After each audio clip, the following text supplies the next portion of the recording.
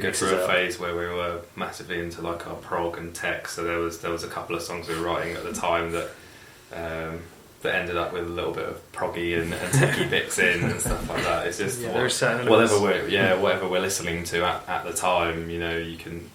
Well, you probably won't be able to tell, but we can tell listening through, you know, what kind of bands we were listening to at the time of writing a particular song on the album. So that's really interesting, because the tracks that I was playing before fitted in with all of that you just talked about. It's like it was planned and it wasn't. Yeah.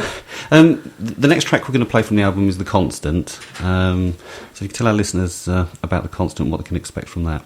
Yeah, The Constant, it's also, I mean, it's hard and it's fast and it's got its heavy moments, and it's kind of written about it's kind of a song written sort of about being frustrated, but with quite a sort of cynical approach to it, and it's all about money really, but it's another really good fun song to play because we can really rock out to it. And it's one that people tend to get moving to live. It's got that kind of feel to it. You could probably imagine a few mosh pits breaking out. We like to think so in there. It's one of those songs that came together quite easily as well, wasn't it? It wasn't a lot of hard work to put it together. It just kind of seemed to happen. It's quite organic, quite natural. So I really enjoy it for that. Okay, well, let's play it now. It's The Constant, Wolf Tone.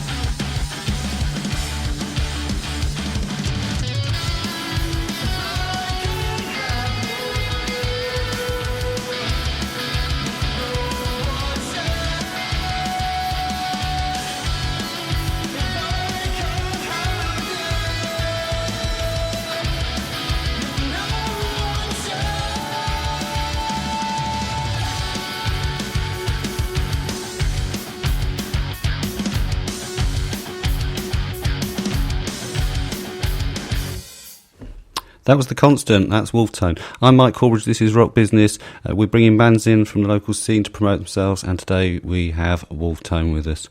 Thanks for joining me again, guys. We were just talking off air there about the production of the album, and it's a great little story and inspirational as well for, I'm sure, many of our young listeners. So if you could just share that with the audience.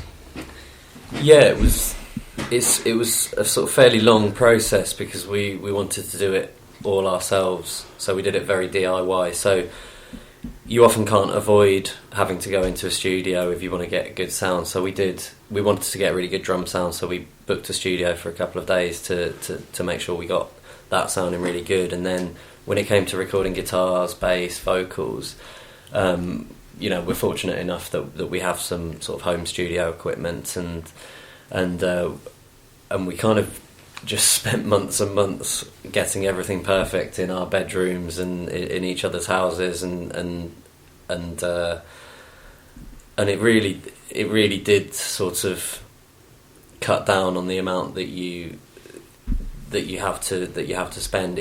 I mean, these days there's so much equipment out there that's affordable that you can get hold of, and if you're willing to spend the time sort of experimenting and trying to get that sort of sound that you really want, you can actually do it with sort of budget equipment. And we came out with a good product. And yeah, we did have to go into some studios at points, and you have to have a quality control thing and make sure a few favours as well, didn't we? Yeah, that's it. So it did come out in the end, sounding like something that we're really happy with, and we're really proud to sort of show people. But at the same time, if you want an album doing quickly, don't do it that way. Sure. I think with the amount we spent, or the amount we had available to spend, if we'd gone into a studio, we'd have got very limited time as well. Yeah. Whereas doing it at home, you have effectively, you don't want to spend all day doing it, but you have as much time in the world as you want. If you want to change bits, if you want to rewrite parts and things like that, you've got that availability because you're not constantly thinking this is costing me per hour. So and we did do that a lot of the time. We would do something or record something and then say go onto a different track maybe a few days later, but then always go back and we'd go, we'd listen to it back and be like, we can redo that, we can redo it better, we can try doing this or try and doing that, or changing a melody or changing an effect or something like that. So a lot of it was trial and error, and a lot of it we went back to, but in the end, like the guy said, we came out with something that we were really happy with. And it was a long and hard journey to get it all done, but it was worth it in the end. I think it's why a lot of rock bands these days are only releasing EPs, sort of fairly short releases, because actually to go into a studio and record a full-length album, you've got to spend so much money. It takes such a long time to do that, and if you're looking at the mixing and mastering and everything as well, it's actually a huge undertaking financially and in terms of time as well. So if you can do it on your own, you can. We're putting out an 8-track album, and that took long enough for us to do on our own. But in a studio, we could have done that in 2-3 weeks, maybe tracking wise. But we didn't have the budget to do that. We would have ended up going in and doing maybe 3 or 4 tracks. Sure. And we had all these tracks that we were desperate to show people and desperate to get down and so we're really pleased that we did it this way, even if at times it felt like it was never ever going to happen. But it did, and now we're waiting for it to be released. It's going to be a good day. There's a saying in marketing, do the hard work up front and it makes the selling easy. It certainly sounds like you've done the hard work up front. Certainly put the hours in, I'll tell you that. Yeah. I'm right assuming you're not signed to a label or anything at the moment? No, it's all self-release, so everything we've done in terms of distribution, we've called in favours, or we've tried to negotiate the best deals that we can in terms of artists and getting the album artwork, which looks super cool, by the way. So it's almost like an education in running a record label. I can't imagine how record labels do more than one band at a time. It is at times it feels like it's overwhelming just doing your own release, but we've all learned absolutely loads about sort of who you have to speak to and what directions you have to go in terms of getting certain things done. Well, certainly so far, from what we've heard, it's paying off, and we're about to play another track from the album, Lost Boys. Yeah. Nothing to do with Peter Pan, I'm assuming, or am I assuming wrong? No, nothing to do with Peter Pan. Although, yeah, maybe it's a metaphor. Maybe I didn't realise. You can take from it what you want. Yeah, no, Lost Boys is it's a quite a commercial sounding. It's got a really sort of catchy melody. It's sort of kind of one of these songs where I sat down and had basically the whole song written in about 20 minutes, half an hour. It just came together really, really. It was kind of obvious the direction that it had to go. Again, it's got its sort of socio-political message or whatever, but yeah, generally, we like it because it's got a nice melody that you can sing along to. Well, let's have a listen right now.